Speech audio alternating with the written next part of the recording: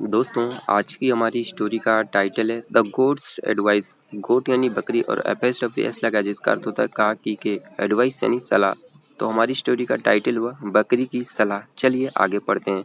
One man owned a donkey and a goat. One man owned, और दोस्तों own का अर्थ होता है किसी चीज़ का मालिक होना या कोई चीज़ आपकी होना। और यहाँ पे इसकी सेकंड फॉर्म दी गई है ओन्ड। तो एक आदमी के पास एक गधा और एक बकरी थी। Owned a donkey and a goat. He used the donkey to carry loads from the village to the city. He used, और दोस्तों यूज का अर्थ होता है इस्तेमाल करना। यहाँ पे इसकी सेकंड फॉर्म दी गई है यूज्ड। तो वह जो है इस्तेमाल करता था द डंकी यानी गधे का टू कैरी। कैरी का अर्थ होता है ढोना, तो जो गधे का इस्तेमाल ढोने के लिए करता था। लोड्स, और लोड्स का अर्थ होता है भार, वजन। तो वो जो भार को ढोने के लिए गधे का इस्तेमाल करता था। From the village to the city. From the village यानी जो है गांव से शहर के लिए जो है वो जो है गधे का इस्तेमाल भार को ढोने के लिए करता था। The donkey work hard the whole day. The donkey work hard, और गधा जो है वो कड़ी मेहनत करता था। वर्क हार्ड का अर्थ होता है कड़ी मेहनत करना। यहाँ पे इसकी सेकंड फॉर्म दी गई है वर्क हार्ड। तो गधा जो है कड़ी मेहनत करता था। द होल डे यानी पूरे दिन। So the man used to give him more food than he gave to the goats. So the man used to give him, तो इसलिए आदमी जो है उसे ज़्यादा खाना देता था। So the man used to give him more food, यानी ज़्यादा खाना देता था।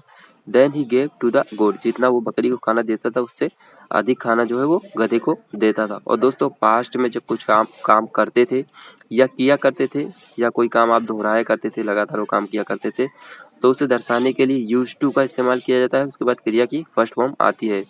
तो इसलिए आदमी जो है so the man use to give him more food than he gave to the goat. तो इसलिए आदमी जो है उसे ज़्यादा खाना देता था गधे को। Than he gave to the goat, यानी जितना खाना वो बकरी को देता था उससे अधिक खाना वो जो है गधे को दिया करता था। और दोस्तों गिव की यहाँ सेकंड फॉर्म आई है gave. The goat felt jealous of the donkey. The goat felt jealous, और बकरी जो है उससे जलती थी। फेल्ट ज्वेलस, फील ज्वेलस का अर्थ होता है जलना। यहाँ पे इसकी सेकंड फॉर्म दी गई है फेल्ट ज्वेलस। तो वो जो है बकरी जो है जलती थी ऑफ द डंकी यानी गधे से। She had an evil nature. She had an evil nature, और उसका जो है एक बुरा स्वभाव था। She had an evil nature, उसका बुरा स्वभाव था। और दोस्तों हैड यहाँ पे आया तो इसका ये अर्थ नहीं होगा कि उसके पास था, हमेशा ऐसा ही मतलब होगा उसके पास था।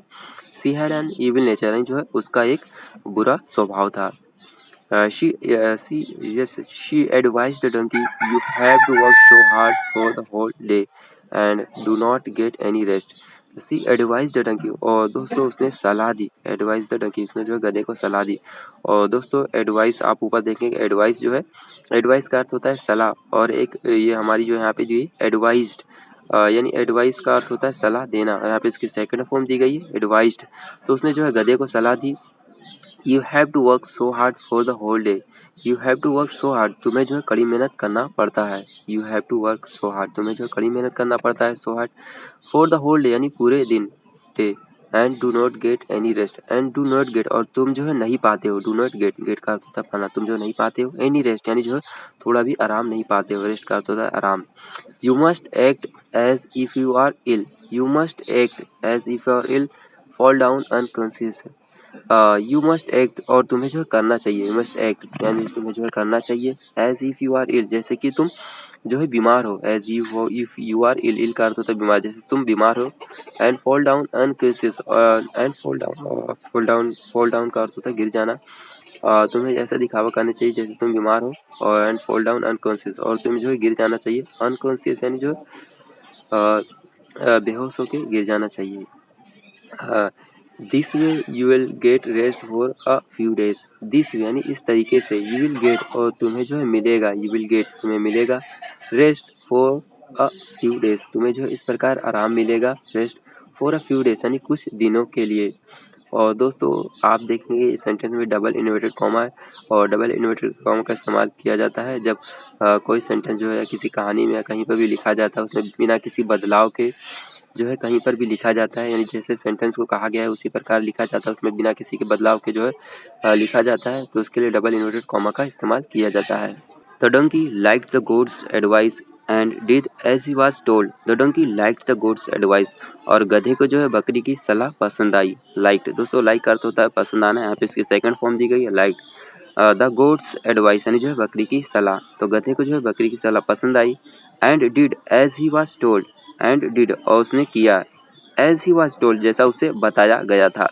The man called the doctor, आदमी ने डॉक्टर को बुलाया। कॉल का अर्थ होता है बुलाना, यहाँ पे इसकी सेकंड फॉर्म दी गई है कॉल, तो आदमी ने जो है डॉक्टर को बुलाया। The doctor said to cure your donkey you should give him soup made of goat's lung.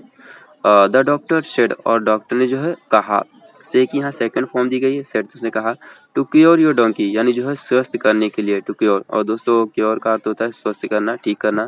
To cure your donkey यानी जो है तुम्हारे गधे को ठीक करने के लिए। यू शुड गिव हिम, तुम्हें देना चाहिए, यू शुड गिव हिम देना चाहिए, soup made of goat's lung, तुम्हें जो है उसे सूप देना चाहिए, मेड ऑफ गोट्स लंग।